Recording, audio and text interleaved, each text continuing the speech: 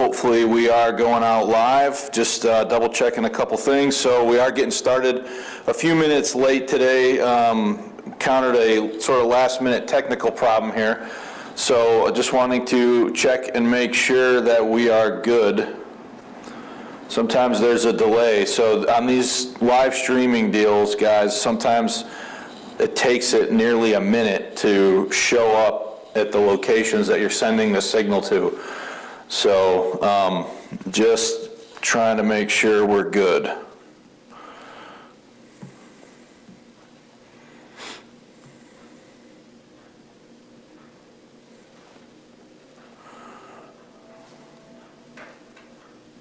right, we are live. All right. So, everybody should have in front of you a set of notes for Lesson 121, The Great Bible, Assessing Its Origin, Impetus, and Production. So this is going to be the first lesson that we're actually going to start looking now at the Great Bible. We spent, 3 or 4? I think 3 on the Matthew's Bible. And to get rolling, we're going to move ahead now by looking at the next Bible, which is the Great Bible. If you're watching this online, you can access the notes for this on the church's website. If you go to gracelifebiblechurch.com and click on, there should be an entry there right under recent sermons for today's lesson, Lesson 121, The Great Bible, Assessing Its Origins and Impact. And if somebody is following with us here on YouTube or Facebook, if you could copy the link to those notes into those platforms, that would be helpful. This is a picture, this is the frontispiece, the title page of the Great Bible. There's a lot going on here, a lot of very interesting and significant things as far as the history of the English Bible is concerned that we're going to be talking about here over the next number of weeks as we look at this particular Bible. So let's get started then with the introduction there. Lesson 121, The Great Bible, Assessing Its Origin, Impetus, and Production. Introduction. The last 3 lessons have been devoted to studying John Rogers in the Matthew's Bible. In doing so, we have covered the following points. We looked at the Matthew's Bible, the complete work of William Tyndale. We looked at that in Lesson 118. The Matthew's Bible, the first licensed English Bible. We looked at that in Lesson 119. And then last Sunday, we looked at the Matthew's Bible, Assessing the Scholarship of John Rogers in Lesson 120. Today in Lesson 121, we want to conclude our discussion of John Rogers by looking at begin looking at the origin and impetus for the Great Bible. So the first point here is the death of John Rogers. So there's some information about him that I wanted to cover, but it's not long enough to devote an entire lesson to. So we're going to finish up our discussion of John Rogers and the Matthew's Bible in this one point, and then we're going to get into looking at the Great Bible in this lesson. So the point I want to look at right now is the death of John Rogers. I mentioned to you earlier in a previous lesson some things about his death, but we want to look at some details. In Lesson 118, we noted that John Rogers was the first person to be executed by Queen Mary, otherwise known as Bloody Mary, in 1555 when she assumed the English throne. Recall that Rogers had fled England for Antwerp in 1534, where he met William Tyndale. After 6 years in Antwerp, Rogers left Belgium for Germany, where he met Philip Melanchthon. Now, Philip Melanchthon was the right-hand man of Luther, so he is a very important scholar within the history of the Reformation, and served as a pastor of a Lutheran congregation before returning to England in 1548. Recall these words from the pen of Professor David Daniel. He said, quote, Rogers remained in Meldorf, so that's in Germany, for 4.5 years until the spring of 1548. In January of 1547, Edward VI came to the English throne, and Rogers set about returning home. So, Edward VI is the only male son of Henry VIII. So if you know your world history, you'll remember that Henry VIII wanted the Pope to annul his marriage because his first wife gave him a daughter, and they didn't know anything about, obviously, the biology of all this and the fact that it's actually the male that determines the sex of the baby. But so he's, blaming his wife, and he wants the Pope to, annul the marriage. The Pope refuses to annul it. So he has this whole series of wives and has all these kids with these different women that he married. Probably had a bunch of illegitimate kids too, but we won't get into all that. So Edward is the only male son, the only male offspring of Henry VIII. So he comes to the throne of England in 1547. Edward came to the English throne, and Rogers set about returning home. He left Meldorf to the evident grief of his people, probably in the spring of 1548. By August, he was living in London in the house of the reforming merchant and publisher Edward Whitchurch. So we need a quote at the beginning of that, by the way, where it says Rogers remained.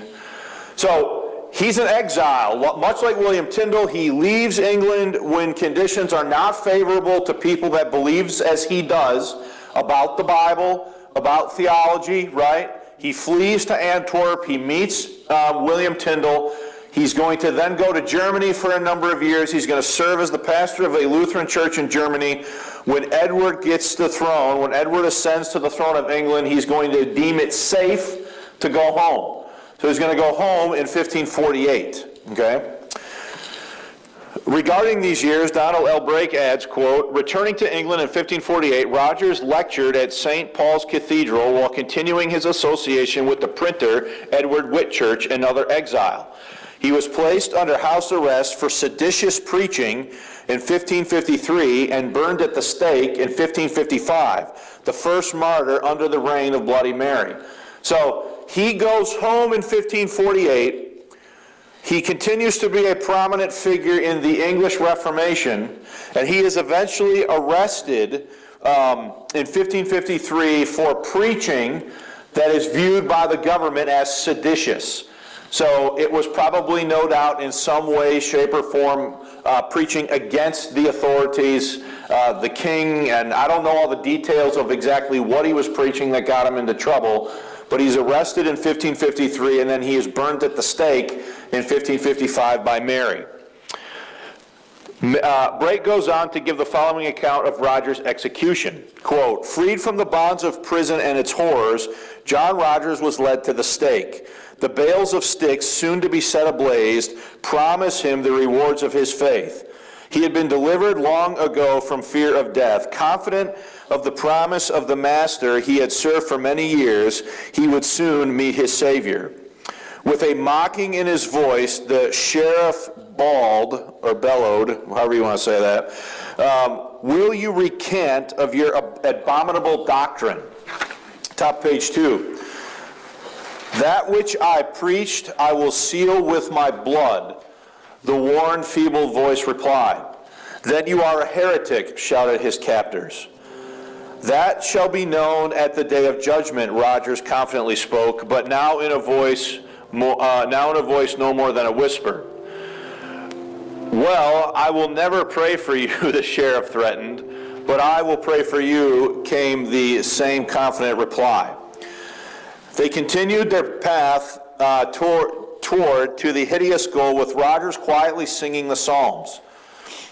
They were soon met by his wife and 11 children. Rogers showed no sorrow, but cheerfully and steadfastly walked to the stake, where he was burned to death in the presence of his family and a great number of onlookers giving praises and thanks. Truly a life well lived. It is estimated that Bloody Mary was responsible for 290 deaths during her reign. None was more impressive than how John Rogers faced his horrible death.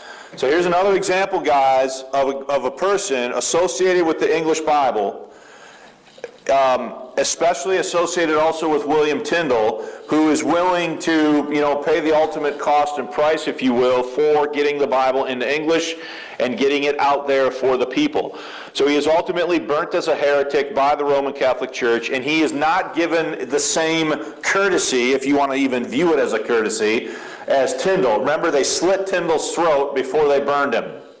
Not so with Rogers. They just burn him with his whole family standing there watching them do it. So before beginning my studies to teach these lessons, I knew very little about John Rogers or the Matthew's Bible. I now believe that the Matthew's Bible is perhaps the most important and overlooked Bible in the line of progression that culminated with the King James Bible in 1611. Rogers is responsible for propagating the Tyndalian translational tradition that would give birth to William Shakespeare and the generation of the King James translators. Rogers is extremely important in this story that we're studying here about the development of the English Bible. He is the one that put into print all of the available work of William Tyndale, which was then advanced forward in the next Bible we're going to begin looking at here very shortly, which is the Great Bible. So I think that Rogers needs a lot more of attention, and I think the Great Bible needs a lot more credit. I'm sorry, not the Great Bible. The Matthew's Bible deserves a lot more credit than it's been given. It's been wildly overlooked, and I think it's not fair to do that, because I think it's absolutely essential in what would ultimately become the King James. So before we go to the next point and start talking about the Great Bible, does anybody have any comments, thoughts, questions, or anything you want to ask about Rogers? How old was he when they killed him? It's a great question, Ernie. The short answer is I don't know. He was not a young guy. He's married with 11 kids. I'm assuming, by the standards of the day, he was at least mid-life. He's not a young guy when he was born around the year, well, no, we can do this. He was born somewhere between 1500 and 1505. And he's put to death in 1555. So he's somewhere between 50 and 55 years old. So, and I think by the standards of the day then, that was probably, considered fairly old back in the early 1500s. Anybody else with a question or a comment? Okay, if not, then let's get into and begin our conversation now about the Great Bible. So the next point is the Great Bible, assessing its origin, impetus, and production. Brake describes the situation as it pertains to the English Bible as 1537 gave way into 1538. He says, quote, "By the end of 1537, England had 2 authorized Bibles."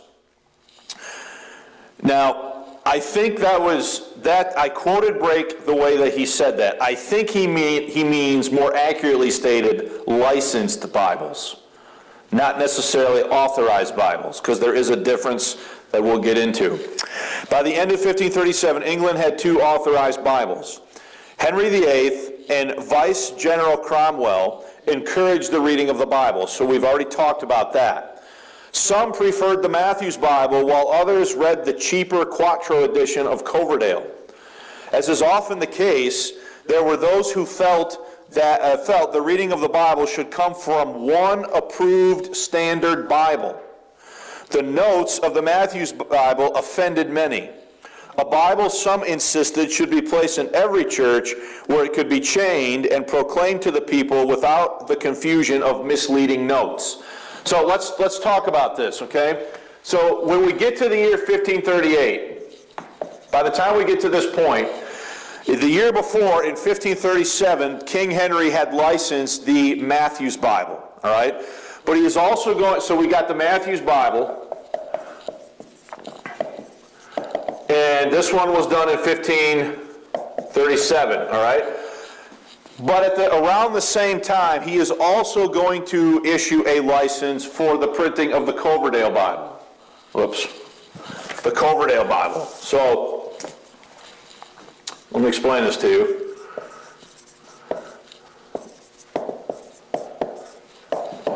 So that would be the 1535 Coverdale Bible. All right. Now, here's the point that you need to see about this. Both of these are licensed. He says here, Brake says authorized. I'm taking exception with the word authorized there, and you're saying licensed. Has the king allowed these to be printed? Yes. All right. So some people who are Bible reading in England, some are reading the Matthew's Bible, and some are reading which? The Coverdale Bible, right? So the Matthew's Bible includes the marginal notes that are against the Pope and the Roman Catholic Church, etc., right? So some people are going to not like the Matthew's Bible because of the marginal notes, and some people are going to prefer the Coverdale Bible, largely because it is much smaller and it is cheaper, right? So if money is an issue for your family or for you as a person living back here, you might go with a Coverdale Bible simply because it was considerably less expensive than the larger sized Matthew's Bible. You guys with me? So here's what's happening by the time we get to 1538. Are there factions emerging within England that are supporting one Bible over the other? Okay?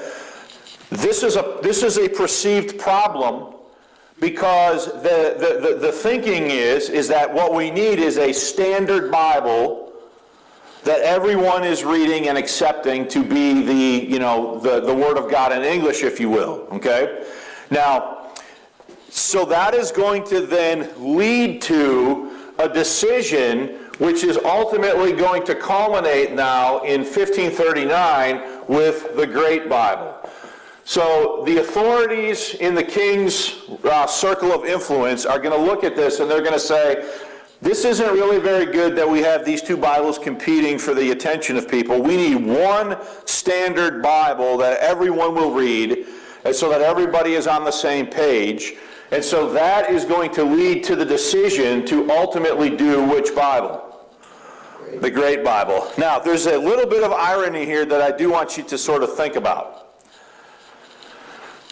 In the 21st century, I think you would agree that one of the major problems Christendom faces is the fact that everybody has their own Bible. And we have lost the shared identity that we had when everyone agreed about what the Bible was.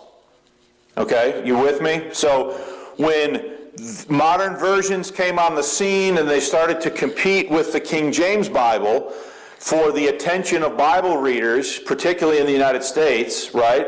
Eventually, did we lose the idea of the common English Bible? That, to me, has been a major problem for American Christianity, that we've lost that. Now, we have other problems too, don't get me wrong, but to me that is a major fundamental issue that we're facing. So when they make the decision way back here in the late 1530s to do the Great Bible, they're trying to avoid that situation, and they want to have one standard what? One standard text that everybody reads from, so that everybody's on the same page, and they don't want it to have any what? Any marginal notes that are going to be divisive. They just want it to be the text. Are you following that? Any questions about that? So let's look at the next point, bottom of page 2. This is interesting to consider given the current situation with the English Bible. In the 21st century, when translations abound, they are applauded for their cultural relevance and ease of reading. It was not so in the early, I want to say late, that should say late. It was not so in the late 1530s when the English-speaking world, that should say, this sentence needs some work, Sylvia. Not her fault, my fault. It was not so in the late 1530s when the English-speaking world was first granted the opportunity to read the Bible without penalty following the king's licensing of the Matthew's Bible. At that time, people were calling for a standard text that everyone could read that would facilitate common understanding. As we will see later in this class, the same situation existed in the early 17th century when the King James Bible was translated. So if you fast forward from all of this to the year 1604, 1604, James is going to ascend the throne of England. Before this, he's been the King of Scotland for a fairly long time, for a number of years. In 1604, he is going to ascend the throne of Scotland, right? And when he does, this throne of England. When he does, he's inheriting a situation where there are two Bibles, the Bishop's Bible and the Geneva Bible, that are vying for attention amongst the common person, amongst the clergy, etc. So the officials of the Church of England, which Bible do they read? The Bishop's Bible. The Puritan faction in England, which Bible do they read? The Geneva Bible. And so King James is ascending a throne in a situation where he has political division, right? Well, what's his answer to this? His answer to that is to do another what? To do another Bible, the AV, so that there will be one standard what? One standard text. So he takes guys from this group and guys from this group, and he puts them into translation committees with the goal of putting a new Bible out, right? So that there would be a standard text here and not two different groups with two different factions. Well, that's the same thing that King Henry VIII and his guys want to do here, because in the 1530s there's a division between those who want to use the Matthews Bible and those who want to use what? Coverdale. Coverdale. All right. Any questions about that?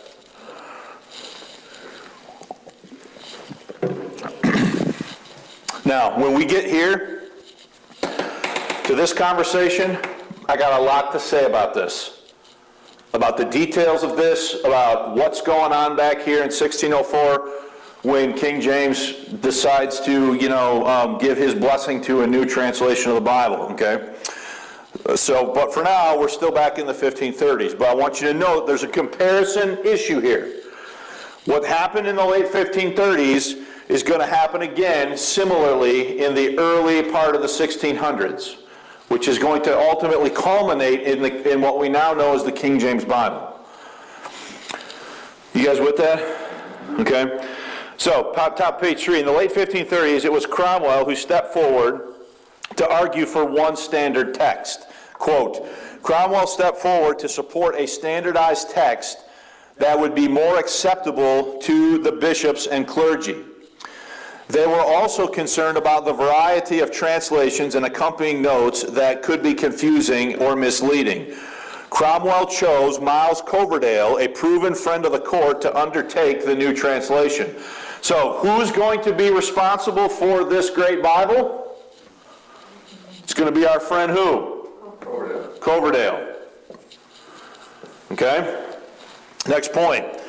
Regarding these actions on the part of Cromwell, Dr. David Daniels states the following in his book, The Bible in English, Its History and Influence. He says, quote, Cromwell solved the problem of the objectionable marginal notes, is the problem that he's talking about in the context, by initiating, with Kramer's encouragement, a revision of the Matthews Bible.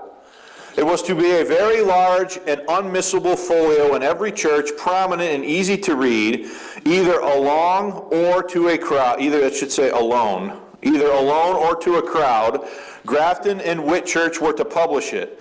The printing was to be done on the presses of Francisco Reginault in Paris, superior to any in England. So they're going to do this in Paris because the Paris printing techniques were considered to be superior to the technology that the English were using at this time. Okay, so they're going to do this job initially in Paris. The revision of the text would be minimal, but most of the marginal notes would be removed, partly because they did not belong in a volume intended to be read aloud in church, and not only during services, but partly also because Cromwell, to succeed, needed to keep hostility low. Conservative bishops were perpetually suspicious of reformers' annotations, though easy investigation shows that almost all of them are simple exposition or explanation. So here's what happens, okay? The Great Bible, Coverdale is going to be the reviser for the Great Bible, and the volume that they're going to revise is which one? Matthews. Which one had 2/3 Tyndale? Matthews. So as Coverdale revises the Matthews Bible, he's going to move forward into history a text that is 2/3 who? Tyndale. You guys following that? Okay? That's why I'm telling you that this Matthews Bible here is so important. Because this Bible, the king is going to authorize. Not license, but authorize. In fact, if you look at this picture here, who do you think this is, front and center, sitting on a throne? This is King Henry VIII. What's he doing? He's handing the Bible out to his bishops. This is the title page of the Great Bible. Okay? So that's what's going on here. Coverdale is going to revise the Matthew's Bible, and that's going to become the Great Bible. So the Matthew's Bible, as we already know, was 2/3 Tyndale, which means when he moves this thing forward, the Great Bible is going to be 2/3 who? Tyndale. You guys following this? Okay? As mentioned above by Dr. Brake, the task of revising the Matthew's Bible fell to Miles Coverdale. Quote, "The revising was to be done by Miles Coverdale. This was an inspired choice. True, he lacked Hebrew and Greek, but 2/3 of Matthew's was Tyndale, who was reliable. Coverdale was obviously a good Latinist. Tweaking the Bible, especially the non-Tyndale half of the Old Testament, back towards a, quote, Latin original would calm most reactionary critics, those who still maintained the Hebrew and Greek were subversive interlopers.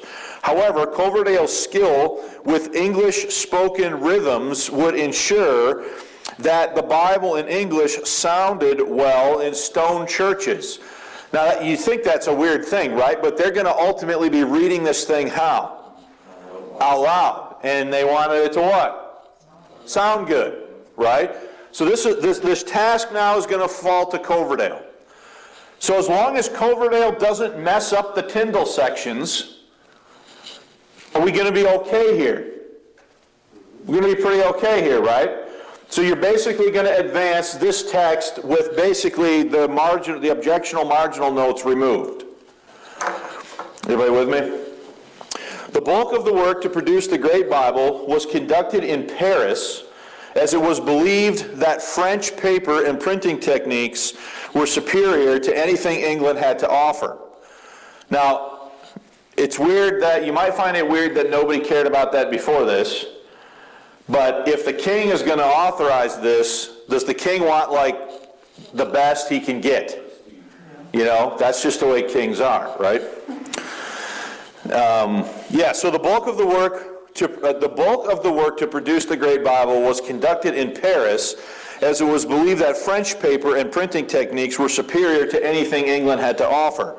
Once again, Dr. Daniel offers the most thorough treatment of the subject matter. Quote, "Coverdale went to Paris. Work began. In May 1538, printing was started. Coverdale and the English overseers at the press reported that they were pleased with the progress. On 23 June, they sent Cromwell some finished sheets with an explanation of the principles of translation and editing being used.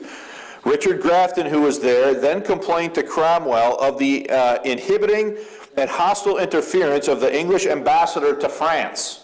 So now there is an English political figure who is getting in the way of the process.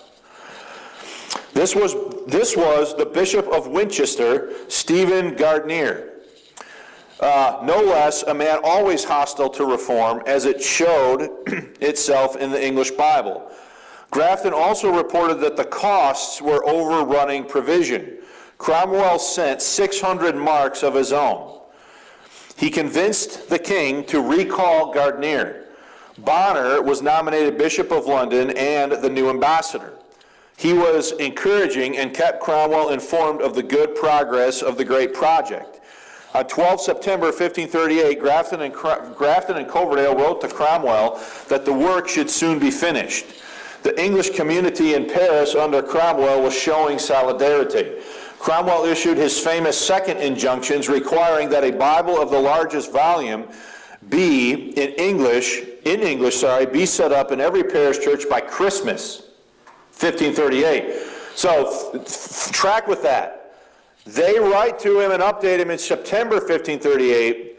Cromwell is now going to say, no, we're going to be able to meet this goal and have one of these Bibles in every church by Christmas 1538. Okay, now I know what you're all thinking. Well, why did you say it was 1539? Do you think it's just going to be this easy, right? Okay, no. So confident was Cromwell that in his manuscript draft he altered Christmas to All Saints' Day, 30th of November, bringing forward the requirement by a month. Then things began to go seriously wrong. In Paris, one of the English team was accused of heresy. Bonner reported that some of the English bishops were working with the French court to halt the printing. So, that would be conservative bishops in England that favored the Catholic party are trying to now intervene through the French, who are Catholic, to stop the printing. You guys following that? Okay? In London, the king altered the terms of the royal warrant favorably. The cause of what was obviously a harmonized attack on the English printing is not known. Coverdale wrote from Paris on 13 December 1538 that some of the 2,500 finished copies had been confiscated by the Inquisition. The work was stopped, and what had been printed was seized for burning. Grafton reported not only the same Bible beginning, and so that would be the number,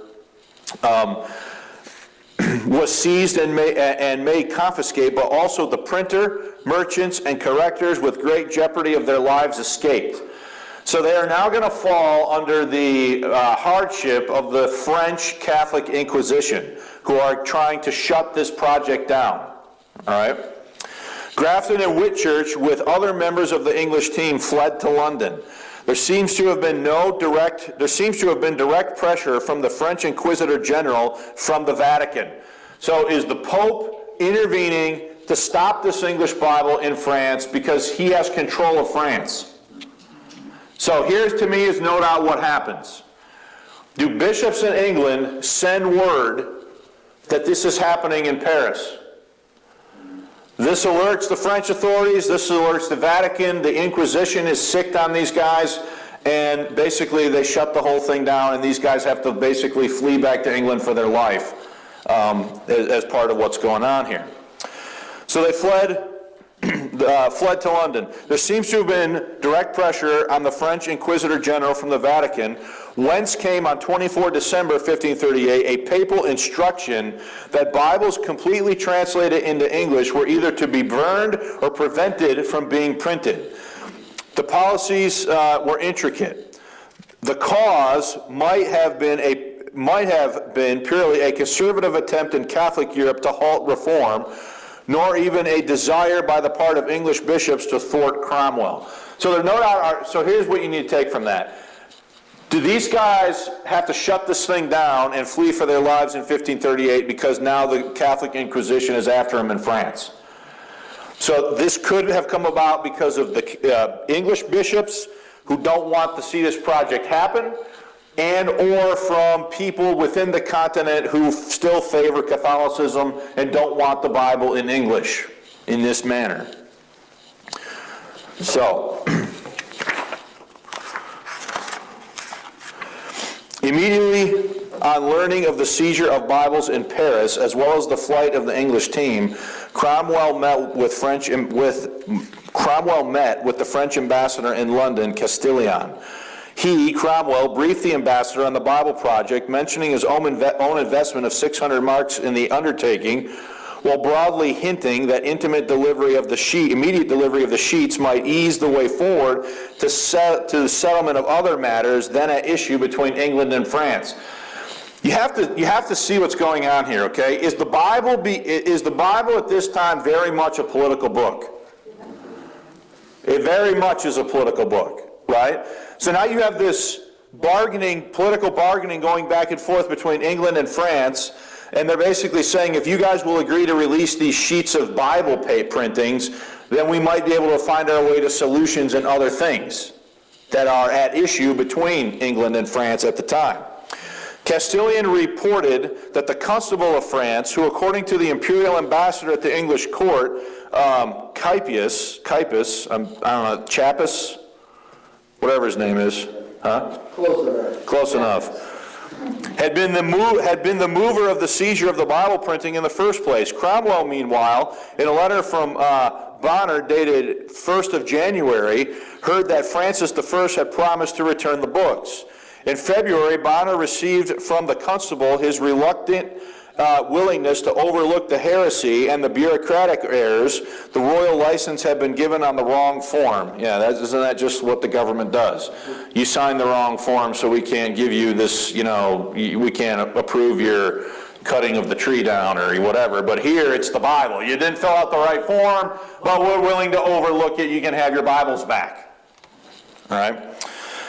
And be rid of the type, printers, and even the paper, so the book could be completed in England. This willingness did not extend to what had been printed. So they're not going to release the sheets of printed text, but they'll give them the type and the press, and they'll give them all that back and make them start all over again. That's basically what that's about. Grafton and Whitchurch returned to Paris to look for the printed sheets. Fox tells a story that a corrupt French official had sold everything seized, 4 vats full of unbound printed sheets, for his own profit. The buyer was a parish haberdasher who wanted them to lap hats in. Grafton and Whitchurch found the Inquisition had burned some of the bound copies, but not all the unbound. They returned to England with used paper, the type, the salvaged unbound Bible, and the French craftsman. They rescued sheets. Those rescued sheets were of the Old Testament as far as Job, just over halfway through, and the New Testament as far as 1 Peter 9/10 complete. Early in April 1539, fresh printing began in Grey Friars in London, then in Cromwell's hands. 3,000 copies of the Great Bible were ready, mixing the Paris and London printings by the end of April, and as stated at the end of the bound copies. So, the first edition from 1539 had in it pages printed in Paris that had been rescued from the Inquisition and completed with pages printed in London. You following that? Dr. Daniel reports that while 3,000 copies were finished by the end of April 1539, none were sold until November. Quote, Cromwell's hold on power was becoming slippery, but the delay seems more to have been because he was negotiating for the almost 2,500 sets of unbound copies still in the hands of the Inquisitor General. The exact details are not fully known, but Grafton went again to Paris in early November 1539, and the strong likelihood is that he came back with the balance of the Paris printing. Cromwell could not meet the demand created by the injunctions until he had the Paris copies in his control, nor could he risk repetition of failure to supply the parishes in 1536. With the copies shipped from France on top of the first Grey Friars printing, a second printing of 3,000 copies in March or April 1540, the great injunctions were filled. So does he succeed by the skin of his teeth to put a copy of the Bible in every parish church in England? Yes. Okay. Now I have here, so this is a website called archive.com or org, I can't remember which, org. So here I have access. This is a 1540 Great Bible. I have tried to download the PDF of this 3 times and it fails every time, so I'm not sure why. But this is access to, so this is a 1540 Great Bible. So this is one of these second editions that was issued the following year in 1540 to fulfill the injunction to have an English Bible in every parish church. Now, obviously they didn't meet the deadline, but the reason they didn't meet the deadline is because of all this French interference. Okay? I know there's a lot of stuff to think about there, but does anybody have any questions about that?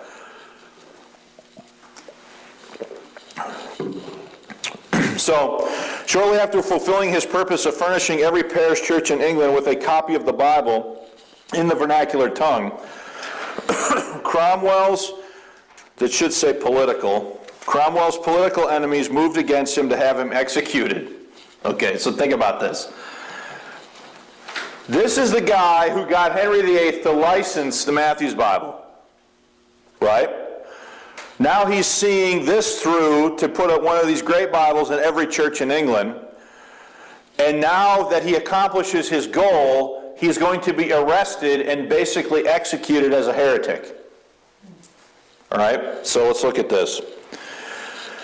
Shortly after fulfilling his purpose of furnishing every parish church in England with a copy of the Bible in the vernacular tongue, Cromwell's political enemies moved against him to have him executed. Quote, Cromwell raised to the peerage of the Earl of Essex.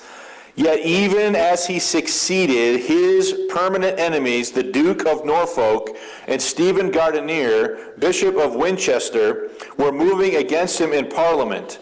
The consideration of the Act for Uniformity and Opinion, the 6 Articles.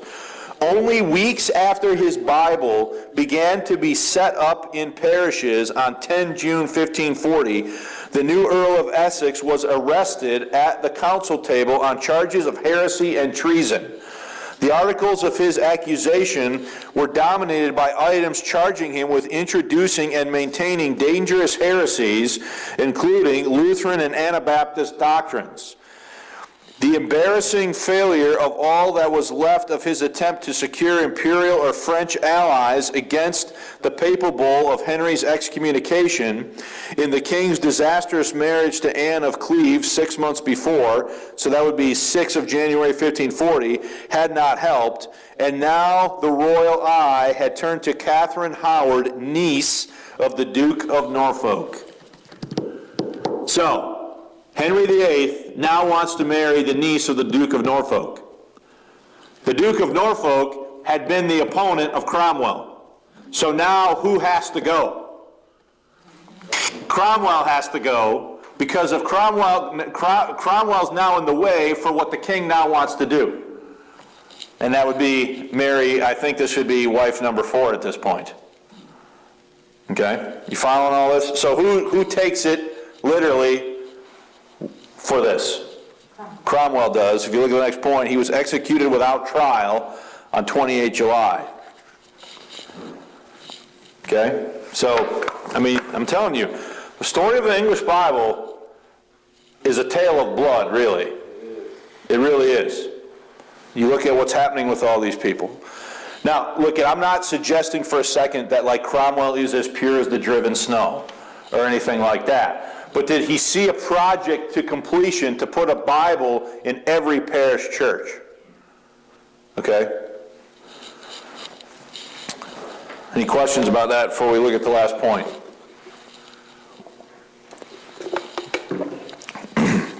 Okay. The Great Bible, what's in a name?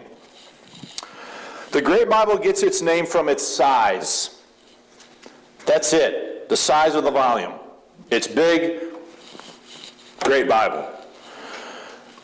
From its size, as it was produced to fulfill Cromwell's injunction, which reads, quote, a proclamation ordered by the King's Majesty with the advice of his honorable council for the Bible of the largest and greatest volume to be had in every church. So obviously, well, if it's the Bible of the largest and greatest volume, let's just call it what? The Great Bible. What's that? Not a travel Bible. It's not a pocket Bible, okay? It was, but honestly, by the standards of today, it's not like overly huge, as we're going to see here in a second. Regarding the size of the Great Bible, Professor Daniel states, quote, the popular name for this volume, the Great Bible, is perhaps justified by the page size of 337 by 235 millimeters, or roughly 14 by 16 inches. 14 by 9 inches. Now, what's the size of a standard piece of paper? This is 8.5 by 11, right? So it definitely is bigger than this standard piece of paper, but it's not like huge. It's not like a ton bigger, right? So this dimension would be 8.5, right? Well, you only add another 1/2 inch to this, to the width of the page, and the height of the page would be 3 more inches, right? 3 more inches. So I mean, you got you would have, it would be another ½ inch wider this way, and 3 inches taller this way. So I mean, it's definitely bigger than what we would consider a standard piece of paper today. But it's not like, I have like coffee table books at my house that are like way bigger than that, as far as the page dimensions and so on. I have a world history atlas at home that I got that's probably like this high and like this. I mean, it's huge. It's massive. It's a cool book. I like to look at it and stuff, but like it's a lot bigger than the Great Bible.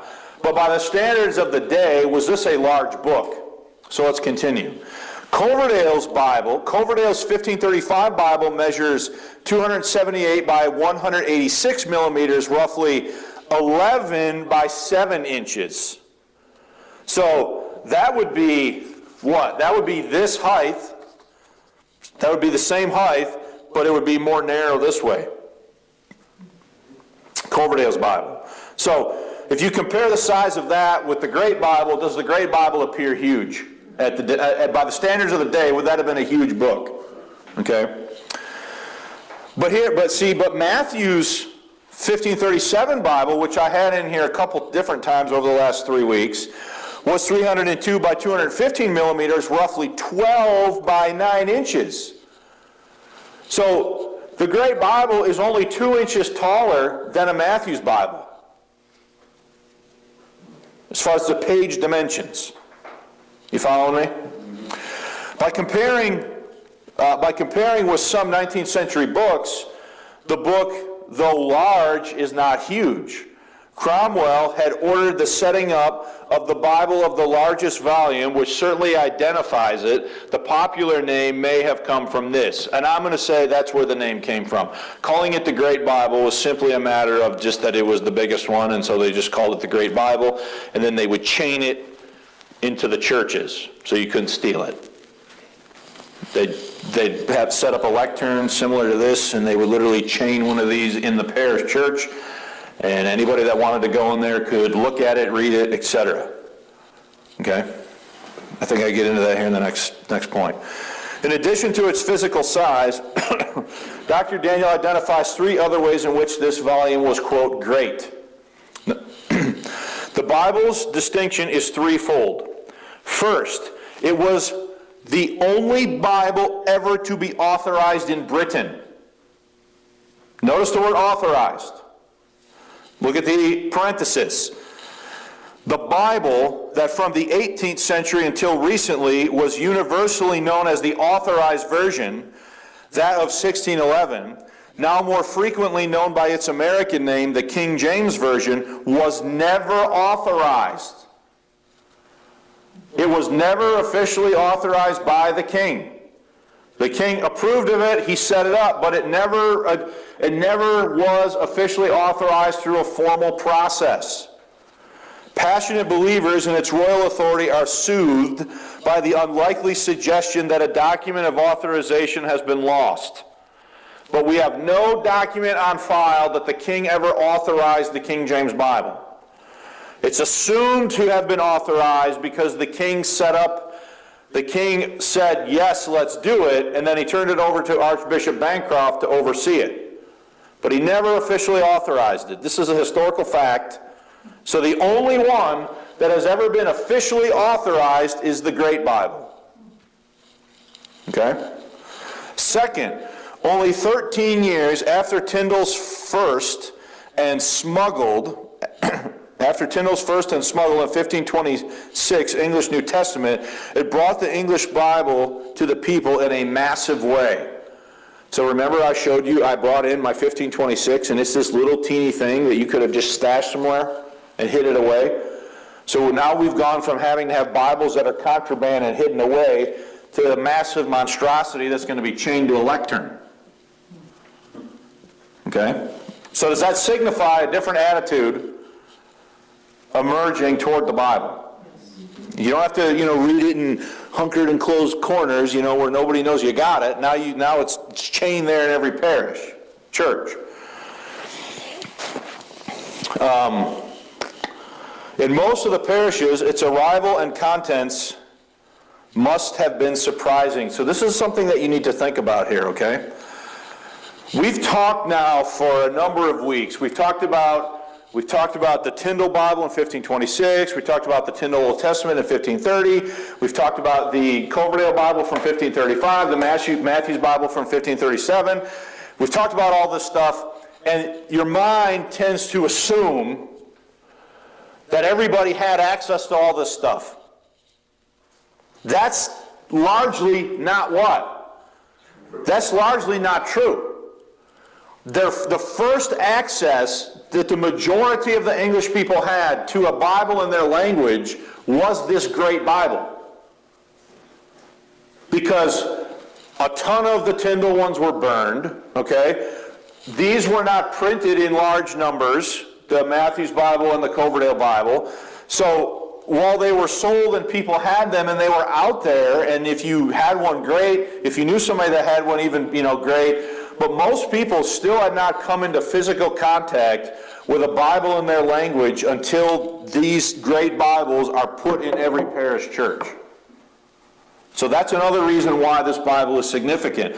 And again, oh, by the way, it's still 2/3 who? Tyndale. So, third, though Coverdale's revision was generally in a more Latin direction, the parishioners' encounter with the Bible was still with the greatness of Tyndale. All right? So that's why I've said to you this Matthew's one is so important. Because this one is a revision of that one, and that one's 2/3 Tyndale. Okay? Brake records the following about the impact that the great Bible had upon the common Englishman. Quote, "How did the common person react to an authorized Bible available to all? Bishop Edmund Bonner set about to place the great Bible in every church in England. In the famous St. Paul's Cathedral of London, Bonner at his own expense changed 6 beautiful great Bibles to 6 pulpits. The Bibles were to be read in orderly fashion without disputations. Instead, however, people gathered around the Bible and began to act disorderly." Sounds kind of like Facebook. "Reading with irreverence and arguing its meaning." Now it really sounds like Facebook. "In order to prevent parishioners from reading the Bible during the services and to maintain order." So imagine you're having a church service and 6 dudes are standing at the lecterns arguing about the Bible. Right in the middle of when you're trying to have a what? A service. That's what was happening when they first have access to it. Okay? So in order to prevent parishioners from reading the Bible during the services and to maintain order, Bonner placed on the front of each pulpit the infamous Admonitions. So these are like Bible reading instructions. That's what these admonitions are. The admonitions set certain rules for the use of the Bible. For instance, the Bible was to be read quietly, humbly, and charitably, without disturbance to others during services, and not drawing crowds to listen to the exposition of the text. A people who had been deprived the freedom to read the Scriptures finally had a Bible to read, and they had difficulty doing so in an orderly fashion.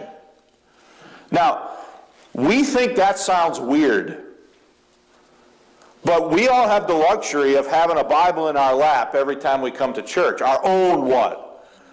And you probably have 50 more at home besides the one that you brought with you. Maybe 50, that might be going a little too far. You got 10 probably in your house, plus your app, plus your computer. In other words, the Bible's everywhere now, right? So have you ever seen these videos? I've seen videos on Facebook and social media where they show like Chinese people and the way they react the first time they see a Bible and they can own it. I mean, they are stumbling over each other trying to get their own what? Their own Bible. All right, well, that's kind of the same thing here, right? So imagine you've never seen a Bible in English, and there's 6 of them chained in the church over there, and you want to go what? You want to go read it. Well, now you got to get in line, right? And then the guy standing there, he's going to tell you what he thinks it means. You can see how that might be a little disorderly, right? So that's what these admonitions are about, to instruct them about how to orderly read the Bible. So we're almost done. The Bible in the English vernacular was now approved to be read, creating a lasting thirst for Englishmen of all classes. Everyone was caught up in this new delight. They either read it themselves or had it read to them. Many began the process of learning to read just for the enjoyment of reading the Bible. So what's going to happen to literacy rates? They're going to explode, right? It is impossible to imagine the first reading of the Scriptures and the impression it made upon their hearts. Some supported the old school that argued if the common folk started reading the Bible on their own, it would lead inevitably to religious anarchy. The younger ones, no doubt, were burning with a zeal for spiritual freedom. And so is the beginning of our study here of this Bible, which is known in history as the Great Bible. Now, next Sunday, we are not going to have class. My wife and I are finally going to be able to get away for our 20th anniversary. So my dad will be in town next Sunday, and he will be preaching the main message, but there will not be Sunday school. Assuming that I have time to get a lesson done, my plan is to have class again 2 weeks from now. All right, but I am not going to be studying for this while we're on our trip. I'm just saying. I'm unplugging and not having anything to, I'll read my quiet time, but I'm not having anything to do with serious study for this time. It's been a long year, so. Where are you going? We're going to Gatlinburg area, and that's where we went for our honeymoon 20 years ago. So that's what we're up to, and there won't be any class next week. And assuming I get a lesson done, we'll do something. I don't know if it'll be the next lesson. Maybe we'll have a Q&A, or we'll do something when I get back, which will be the 18th, I think. But I don't know if I'll have time to get all these notes together and stuff. We'll just have to see how it goes. All right, any questions? Difference again between licensed and authorized again? It's a technicality in Old English law. If you're granting a license, you're just sort of allowing it and you're giving it permission. If you're authorizing it, you are saying that the king himself, as the head of the country and the Church of England, is totally, completely behind this all the way. To you and I, it sounds like should be the same thing, but based upon what was going on back then, there's an element of greater formalness and authority by having it be authorized than simply licensed. So the Matthew's Bible I showed you was printed with the king's most gracious license. So in other words, the king is not going to do anything to stop anyone, but he's also not necessarily doing what? He's also not necessarily promoting it and telling everybody they should what? Read it. So there is a difference between it being licensed and it being authorized. Okay? All right, we got to quit though.